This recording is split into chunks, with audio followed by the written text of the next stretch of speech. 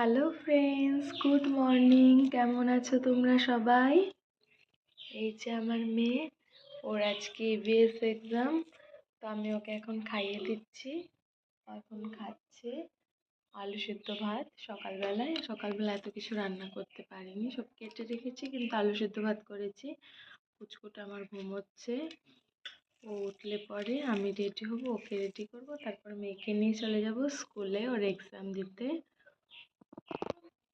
তো ওকে খাইয়ে দিতে হয়, ওকে খাইয়ে না দিলে ও ভাত খায় না, মানে ওকে খাইয়ে দিতেই হয়। এতদিন তো ভাত খেতই না, ইদানিং একটু ভাত খাচ্ছে, খাওয়া নিয়ে খুব জ্বালায়ও আমাকে। আর তোমরা সবাই কেমন আছো? ছোট ছোট মিনি ব্লগ করছি, তো আমি এখনো বড় ব্লগ স্টার্ট করিনি। তো তোমাদের যদি ভালো লাগে তাহলে আমি বড় বড় ভিডিও করা চালু করব।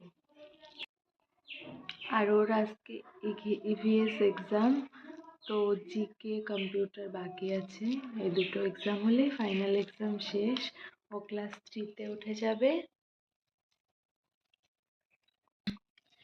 তো টাটা, তোমরা সবাই কেমন আছো বাই বাই। কমেন্টে জানিও।